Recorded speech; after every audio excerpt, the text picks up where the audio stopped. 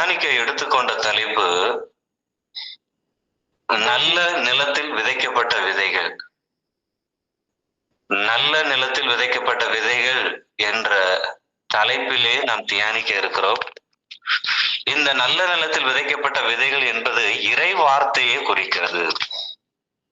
இந்த இறை வார்த்தை நல்ல நிலத்தில் விதைக்கப்படும் போது, ஒவ்வொரு மனிதர்களிடம் விதைக்கப்படும் போது அது 100 மடங்காக, 60 மடங்காக, 30 மடங்காக நமக்கு பலன் கொடுக்கிறது. மத்தேயு எழுதிய நற்செய்தியிலிருந்து பார்க்கிறோம். 13ஆம் அதிகாரம் இறைவார்த்தை 23 நல்ல நிலத்தில் விதைக்கப்பட்ட விதைகளுக்கு ஒப்பானோர் இறை வார்த்தையை கேட்டு புரிந்து கொள்வார்கள். இவர்களுள் சிலர் 100 மடங்காகவும், சிலர் 60 மடங்காகவும், சிலர் 30 மடங்காகவும் பயனளிப்பர் என்ற வார்த்தை குறிப்பிடப்பட்டுள்ளது. ஆம் பிரியமானவர்களே, ஆண்டவராய் இயேசு கிறிஸ்து விண்ணிலிருந்து இந்த பூமிக்கு வந்தார். பழைய ஏற்பாட்டிலே ஆண்டவரின் காலம் என்று அழைக்கப்படுகிறது. புதிய ஏற்பாடு இயேசு கிறிஸ்துவின் காலம் என்று அழைக்கப்படுகிறது. இப்போது நாம் தூய ஆவியானவர் காலத்திலே இருக்கிறோம். இதில் எல்லா வகையுமே வேதத்திலே குறிப்பிடப்பட்டுள்ளது. இந்த உலகத்திலே பழமையான அதிக புத்தகங்கள் வெளியிடப்பட்டது இந்த பைபிள் மட்டும்தான். அதிக மொழியில் அச்சடிக்கப்பட்ட புத்தகம் என்றால் அது பைபிள் மட்டும்தான். தமிழில் அதிகமாக முதலில் அச்சிடப்பட்டது இந்த பைபிள் மட்டும்தான். இந்த உலகத்திலே தினந்தோறும் அதிகம் மக்கள் பயன்படுத்துவ புத்தகம் என்றால் அது ஒரு பைபிள் தான். இத பத்தி நிறைய சொல்லிக்கிட்டே போகலாம். அந்த அளவுக்கு இன்றைக்கு ஆண்டவர் நம்மளுடைய கையிலே வேத புத்தகம் இருக்கிற அளவுக்கு நம்மளை ஆசீர்வதித்திருக்கிறார். ஒரு காலத்துல ஒரு குறிப்பிட்ட மக்கள் மட்டும் இந்த பைபிளை பயன்படுத்தி வந்தார்கள். பின்னாடி என்ன நடந்தது பார்க்கும்போது நிறைய மனிதர்கள் இந்த பைபிளை பத்தி அவங்கவுங்க தாய்மொழியிலே மொழிபெயர்த்து கொண்டு ஆண்டவருடைய வாக்கு தத்தங்களை சொல்லி ஜெபித்து அவங்க ஆசீர்வாதத்தை பெற்றுக்கொண்டாங்க. அப்படிப்பட்ட இந்த பைபிள் நம்ம இறை வார்த்தை, ஆயிரக்கணக்கான வாக்கு தத்தங்கள் இறை வார்த்தை இந்த பைபிள்ல இருக்குது. இதை தினந்தோறும் இதை படித்து தியானிப்பவர்கள் வாழ்க்கையில் உயர்ந்த இடத்தை அடைவார்கள் என்பதில் சந்தேகமே இல்லை. என் வாழ்க்கை நான் அதிகமாக இந்த கல்லூரி காலங்களில் பயணம் செய்யும்போது என்னுடைய தோள் பையிலே பார்க்கும்போது எப்போதும் வேத புத்தகம் பைபிள் என்னுடைய பையில இருக்கும். நான் எங்கு சென்றாலும் அந்த இறை வார்த்தை எனக்குள்ள இருக்கும். என்னுடைய பேக்குக்குள்ள பைபிள் இருக்கும். அதை நான் சுமந்து கொண்டு எல்லா இடங்களுக்கும் சென்றிருக்கிறேன். சில நேரங்களில் நிறைய பிரச்சனைகளை சந்திக்கும் போது ஆண்டவர் எனக்கு ஒரு விடுதலை கொடுத்திருக்கிறார். அன்றைக்கு எனக்கு புரியவில்லை, ஏன் இப்படி நமக்கு ஒரு விடுதலை கிடைத்தது, பிரச்சனை விலகி சென்றது பார்க்கும்போது இன்று நான் நினைக்கிறேன் அந்த பைபிளுடைய வார்த்தைகள் என்னை சுமந்திருக்கிறது. அந்த பைபிளை நான் சுமந்ததனால் இன்றைக்கு ஆண்டவர் என்னை சுமந்து கொண்டு இருக்கிறார். இதில் சந்தேகமே இல்லை. புனித இன்னாசியார் வாழ்க்கையிலே நாம் பார்க்கிறோம். ஒரு தளபதியாக இருக்கிறார், பெரிய பணக்காரரா இருக்கிறார், எல்லா பயிற்சிகளையும் எடுத்தவர், உலக வாழ்க்கையிலே வாழ்ந்தவர். யுத்தத்துக்கு செல்லும் போது குண்டுகளால் காலில் அடிபட்டு மருத்துவமனையில் இருக்கிறார். பின்னாளில் வீட்டிலே இருக்கிறார். அறுவை சிகிச்சை நடக்கிறது, சரியாக பண்ணவில்லை. அதிக மாதங்களாக வீட்டிலே அடைபட்டு கிடக்கிறார். எத்தனையோ புத்தகங்களை படிக்கிறார். அவருக்கு ஒரு மனதில் ஒரு சந்தோஷம் இல்லை. புனித இன்னாசியார் அன்னியார் அவருக்கு ஆண்டவரின் வாழ்க்கை, இயேசு கிறிஸ்துவின் வாழ்க்கை வரலாறு, அந்த வார்த்தைகளை எடுத்து படிக்க கொடுக்குமாறு கொடுக்கிறார்கள். புனித இன்னாசியார் எத்தனையோ புத்தகங்களை படித்து விட்டார். இதை ஏன் நாம் படிக்க கூடாது என்று அவருக்குள்ளே ஒரு எண்ணம் வருகிறது.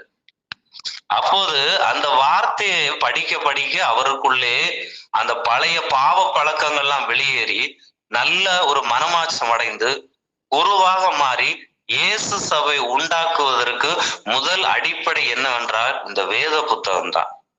ஆண்டவருடைய இறை வார்த்தை தான். இன்றில் நம்மில் எத்தனை பேர் இந்த இறை வார்த்தையை காலையில் எழுந்தவுடன் வாசிக்கிறோம்?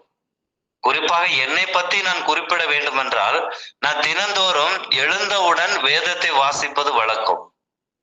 அதை வாசிக்காமல் நான் இருக்க மாட்டேன். சில நேரங்களில் பயணங்கள் இருக்கும்போது, வெளியூர்ல இருக்கும்போது ஒரு சில நாள்கள் தவறுவது உண்டு. அதற்காக நான் ஆண்டவரிடம் மன்னிப்பு கேட்டிருக்கிறேன். ஆனால் தினந்தோறும் வேதத்தை வாசிக்கும் போது ஆண்டவர் வார்த்தையின் வழியாக நம்மிடம் பேசுவார்.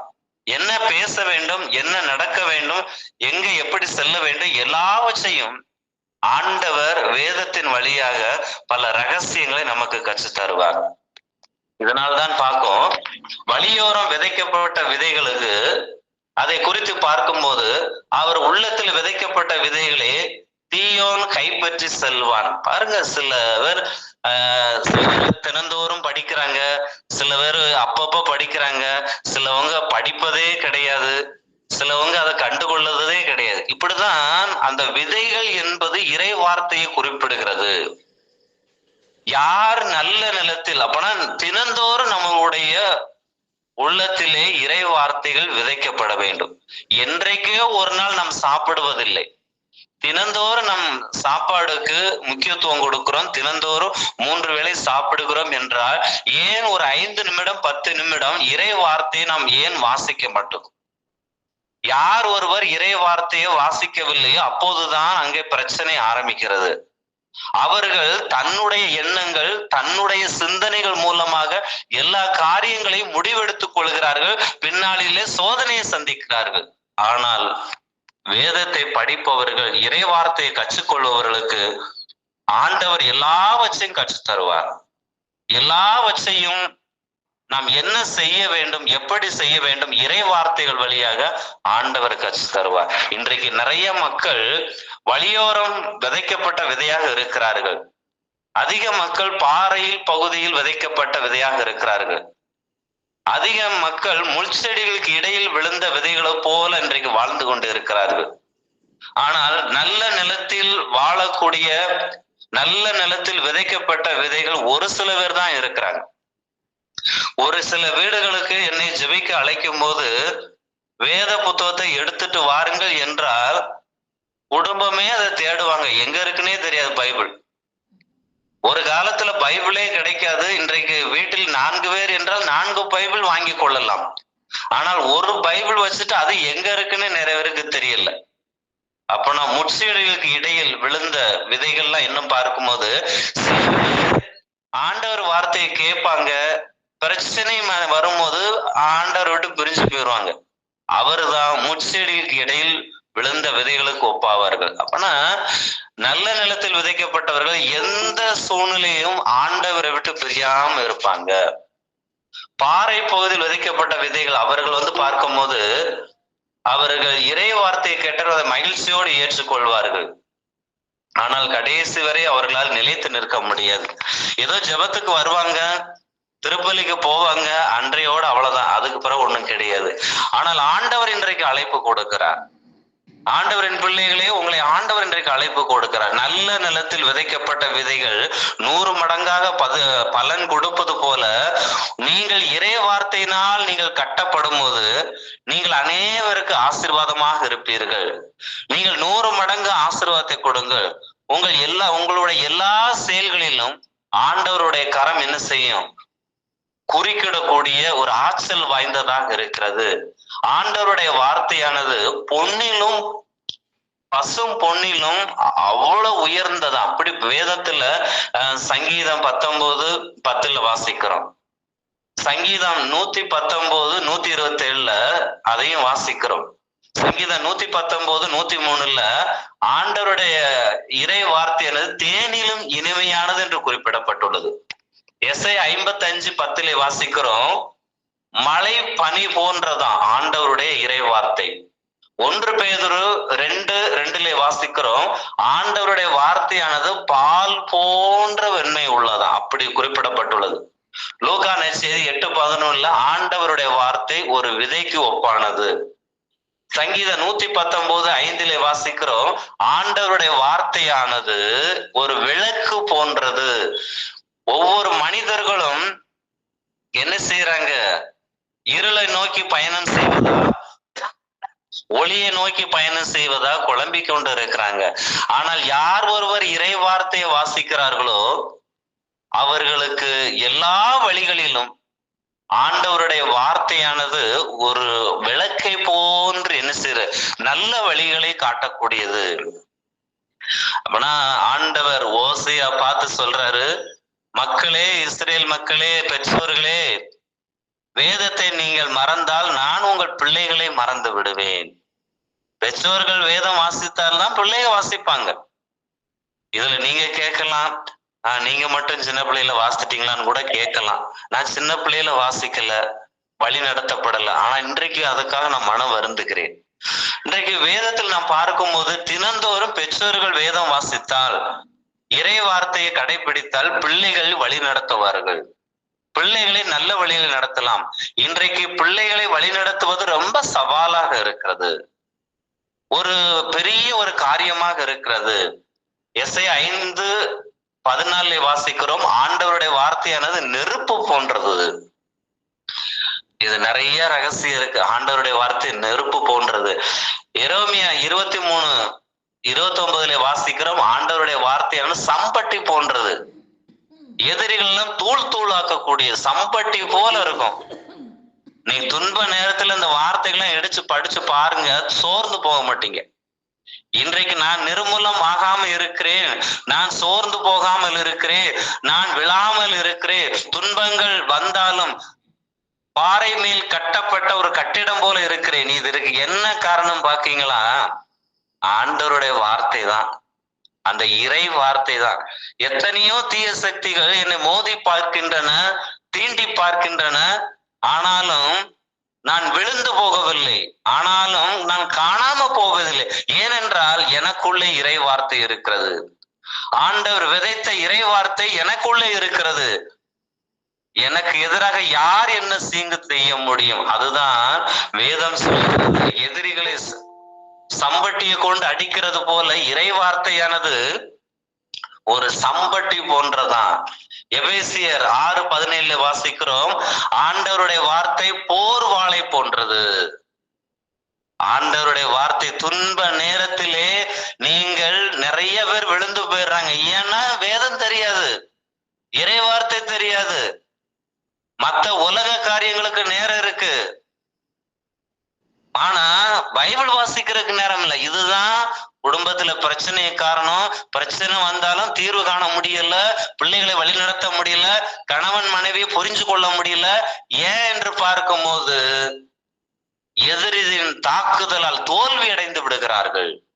ஆனால் வேதம் சொல்கிறது, ஆண்டவருடைய வார்த்தையானது போர்வாளை போன்றது, எதிரிகளை துரத்தக்கூடியது.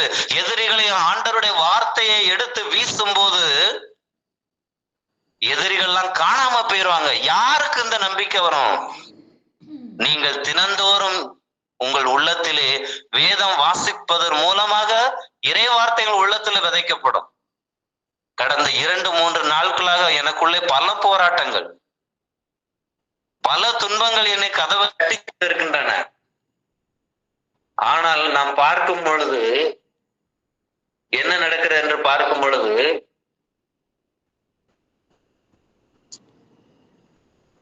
என்ன நடக்குதுன்னு பார்த்து கொள்ளும் போது ஆண்டவர் வார்த்தையின் வழியாக என்னோடு பேசினார். எப்படி ஆண்டவர் என்ன பேசி பார்க்கும் பொழுது,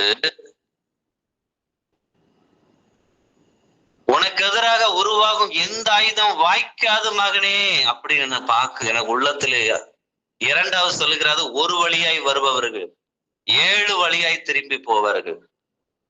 பாருங்க எப்படிப்பட்ட வார்த்தை ஆண்டவர் கொடுத்திருக்காரு. இன்றைக்கு எல்லாம் நீங்க தூங்கும் போது சொல்லணும், ஒரு வழியாய் வருபவர்கள் 7 வழியாய் திரும்பி போவார்கள்.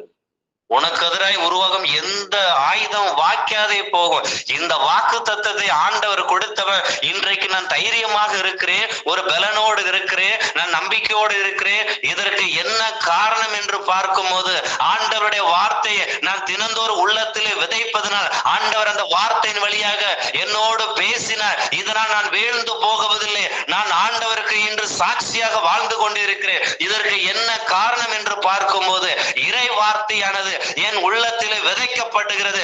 இந்த வார்த்தையை கேட்டுக்கொண்டிருக்கிற யாரோ ஒருவர் உணர்கிறார்கள், இறை வார்த்தையை நான் படிப்பேன் என்று தீர்மானம் எடுக்கிறார்கள். அவர்கள் இறை வார்த்தை வாசிக்க வாசிக்க எதிரின் தாக்குதல் தோல்விடக்கூடியது.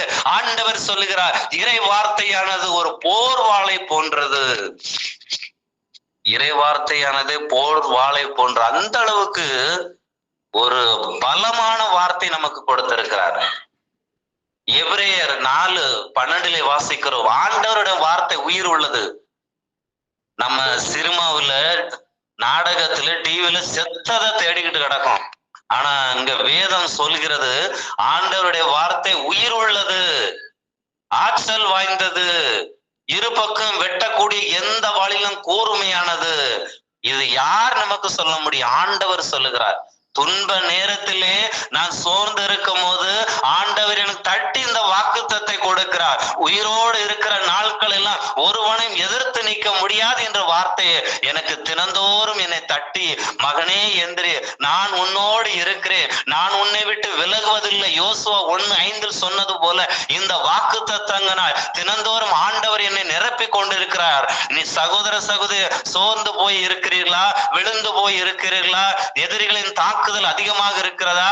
வாழ வழியில்லையா? எல்லா கதவுகளும் அடைக்கப்பட்டு விட்டதா?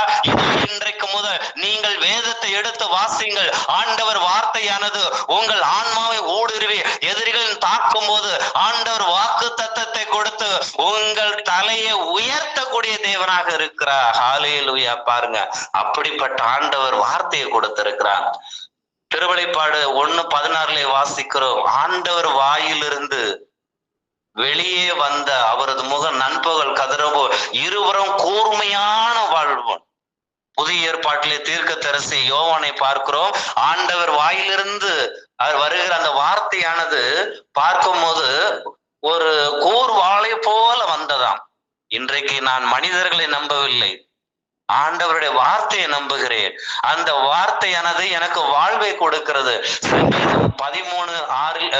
சங்கீதம் 12:6 வாசிக்கிறோம், ஆண்டவருடைய வாக்குகள் கலப்பற்ற வாக்குறுதிகள், மண் உலகில் தூய்மையாக்கப்பட்ட வெள்ளி போன்ற 7 முறை புடமிடட்டது. நீங்களும் நானும் நினைக்கலாம், இந்த வீடை கட்டுவதற்கு முயற்சி செய்கிறோம், வேலைக்காக படிக்கிறோம், பயணம் செய்வதற்காக கார் பைக்கு வாங்குறோம், ஆனால் எத்தனை கலப்படம் இருக்குன்னு தெரியாது. உணவுல கலப்படம் இருக்கலாம், ஆனால் வேதம் போதிக்கிறது ஆண்டவருடைய வார்த்தையானது கலப்படமற்ற வாக்குறுதிகள். அதுல முன்னையும் பின்னையும் கிடையாது. ஆண்டவர் எழுதி கொடுத்த வாக்கு தத்தங்கள் அது உண்மையான வாக்கு தத்தங்கள். மண்மொழியில் புடமிடப்பட்ட 7 முறை புடமிடப்பட்ட அந்த வார்த்தையானது ஒரு வெள்ளி போன்ற வார்த்தையாக இருக்கிறது. அதில் தீமை கிடையாது. உண்மையாக அந்த வார்த்தையை கொடுத்திருக்கிறார். எப்படிப்பட்ட வார்த்தை? அந்த மண்ணுலையில் 7 முறை புடமிடப்பட்ட அந்த வார்த்தைகளை இன்றைக்கு கொடுத்திருக்கிறார். சில பேர் வீட்டுக்கு போது, நான் இந்த மாதத்திலே 2ஆம் சனிக்கிழமை ஒரு ஊருக்கு ஊழியத்துக்காக நான் போயிருந்தேன். அப்போது நான் பார்க்கும்போது மிகவும் ஆச்சரியப்பட்டேன். என்னவென்றால், அந்த ஊர்ல எல்லா வீடுகளிலும் வசனம் எழுதி போட்டிருக்கிறார்கள். ஒரு சில வீடுகளிலே பார்க்கலாம், ஆனால் நான் சந்தித்த அந்த கிராமத்திலே பார்க்கும்போது எல்லா வீடுகளிலும் வாக்கு தத்தங்கள் எழுதி போடப்பட்டிருக்கின்றன. இதை கண்டு நான் மிகவும் ஆச்சரியப்பட்டேன், மிகவும் மன சந்தோஷப்பட்டேன். இந்த அளவுக்கு ஒவ்வொரு கிராமத்திலேயும் ஆண்டவருடைய பிள்ளைகள் வீட்டிலே இறை வார்த்தையை எழுதி போடும் போது ஆண்டவர் நாமம் மகிமைப்படும், ஆண்டவருக்கு நாம் சாட்சியாக வாழலாம். ஆனால் ஒரு சில வீடுகளுக்கு போகும்போது சினிமா நடிகர்கள், அரசியல் தலைவர்கள் போட்டோவை மாட்டி வைத்து அந்த குடும்பம் சிக்கி சின்னமாய் கொண்டு இருக்கின்றன. ஆண்டவருடைய வார்த்தையானது அப்படிப்பட்ட வார்த்தையாக இருக்கிறது.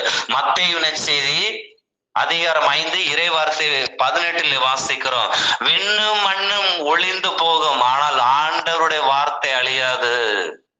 ஹல்லேலூயா. பாருங்க, உலகத்துல எல்லாமே அழியக்கூடியதுதான்.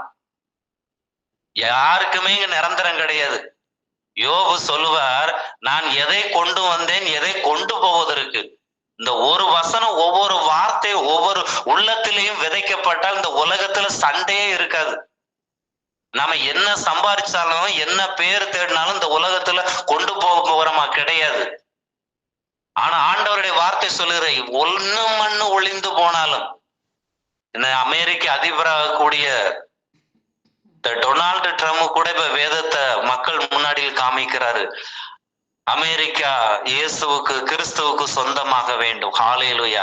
பாருங்க, ஒரு உலக தலைவர், ஒரு முதன்மையான தலைவர், அவர் வேத பைபிளை எடுத்து காமிக்கிறார், இறைவார்த்தையை சொல்லுகிறார், அவர் இயேசுவுக்கு சாட்சியாக. ஒருவேளை அவருடைய வாழ்க்கை எப்படி இருக்கலாம், ஆனால் அவர் வேதத்தை தூக்கி காமிக்கிறார். அமெரிக்கா மீண்டும் கிறிஸ்தவர்களுக்கு சொந்தமாக வேண்டும் என்று. ஹல்லேலூயா.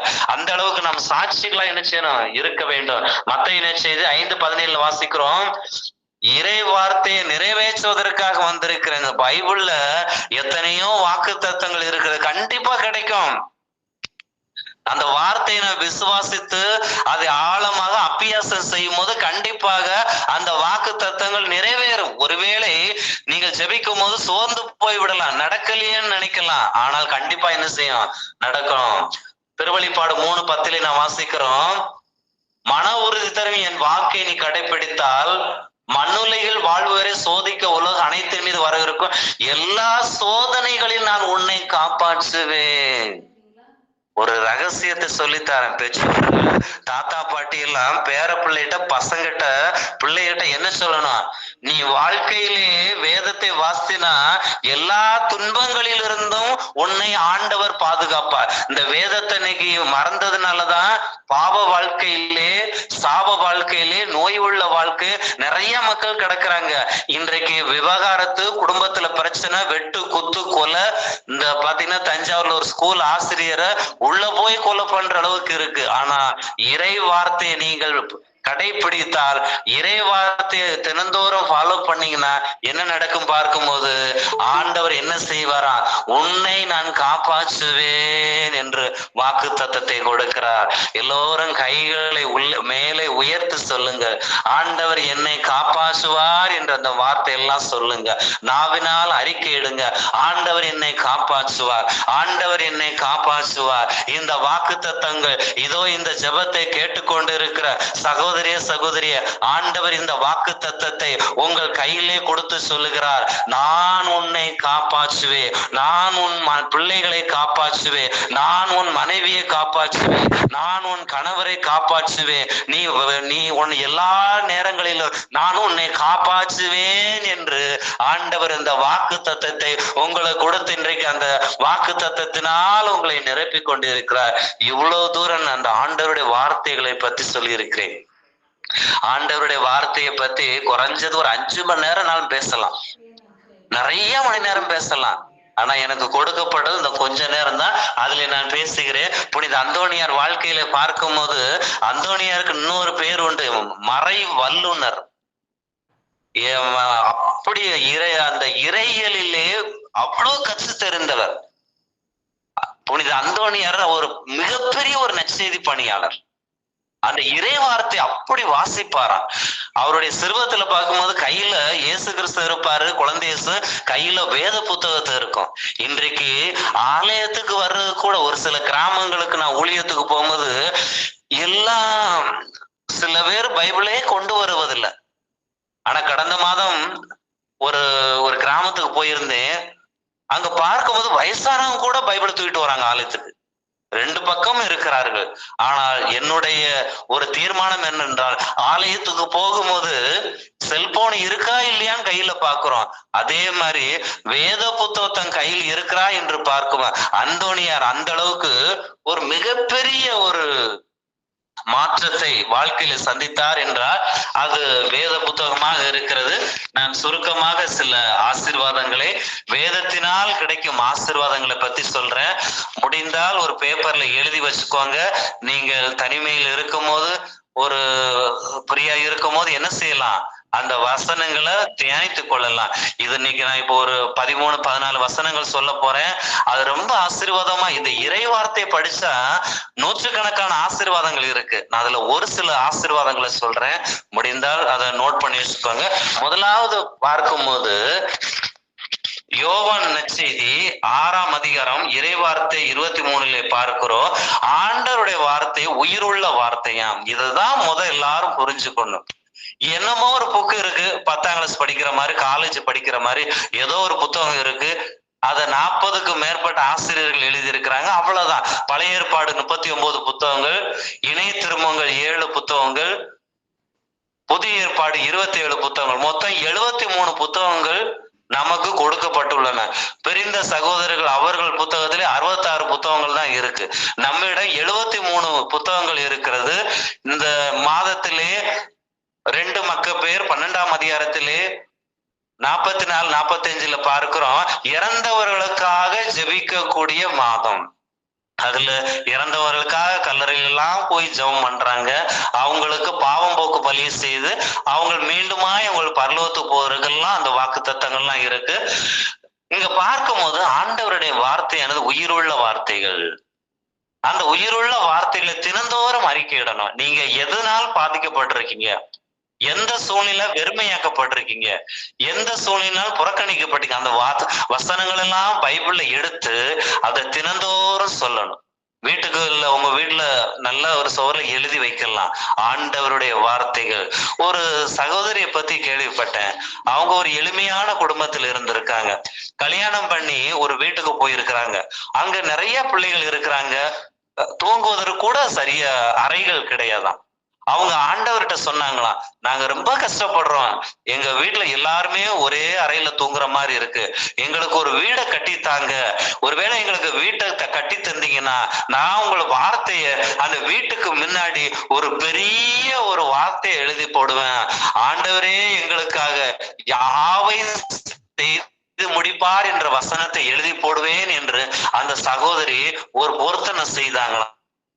அவங்களுக்கு மீண்டும் தொழிலிலே நல்ல முன்னேற்றம் கிடைத்ததாம். நல்ல அந்த ஊர்லயே பெரிய ஒரு வீடு ஆண்டவர் கொடுத்தாராம். அந்த வீட்டு முன்னாடி எழுதி போட்டாங்களாம். வீட்டுல உள்ள அந்த இன்ஜினியர் சொன்னாராம், எல்லாமே நல்லா இருக்கு, ஆனா அந்த வீட்டுக்கு முன்னாடி உள்ள அந்த எழுத்து தான் ஒரு மாதிரி இருக்குன்னு சொன்னது போல, இந்த வீட்டுல எது நல்லா இருக்கோ இல்லையோ, இந்த ஆண்டவர் எங்களுக்காக யாவையும் செய்து முடிப்பார் அந்த வாக்கு தத்தம் தான் எங்களுக்கு இவ்வளவு பெரிய வீடை கொடுத்தது. பிரியமானவர்களே, நீங்கள் ஒவ்வொரு நாளும் கடன் பிரச்சனையில இருக்கிறீங்களா, குழந்தைக்காக காத்திருக்கீங்களா, திருமணத்திற்காக காத்திருக்கிறீங்களா, வேலைக்காக காத்திருக்கீங்களா, பாவ வாழ்க்கையில இருக்கிறீங்களா, பிசாசின் போராட்டம் அதிகமாக இருக்கிறதா, வீட்டிலே வறுமை இருக்கிறதா, வீடு இல்லாமல் இருக்கிறீங்களா, குடும்பத்திலே சமாதானம் இருக்கிறா, நீங்கள் வேதத்தை படித்து பாருங்கள். ஆண்டவர் உங்களுக்காக ஒரு வாக்கு தத்தத்தை கொடுப்பா. ஆண்டவர் உங்களுக்கு உயிருள்ள வார்த்தையை கொடுப்பா. அந்த வார்த்தையானது ஆம் என்றும் ஆமேன் என்று இருக்கிறது. அந்த வார்த்தையானது உங்களை என்ன செய்யும், ஆசீர்வதிக்கும். ஹல்லேலூயா. இரண்டாவது பார்க்கும்போது ஆண்டவருடைய வார்த்தை வெற்றியை கொடுக்குமா. ஆண்டவருடைய வார்த்தை வெற்றியை கொடுக்கும். சங்கீதம் 1:3 வாசிக்கிறோம், அவர்கள் நீரோட ஓர நடப்பட்ட மரத்தை போல இருப்பாங்களாம். இறை வார்த்தையை கேட்கிறவர்கள், இறை வார்த்தையை தியானிப்பவர்கள், அவர்கள் நீரோட ஒரு நடப்பட்ட மரத்தை போல. அவங்க வாழ்க்கையில துன்பம் இல்லை, அவங்க வாழ்க்கையில வேதனம் இல்லை, அவங்க வாழ்க்கையில சாபம் இல்லை, அவர்கள் வாழ்க்கையில எந்த துன்பம் இல்லை.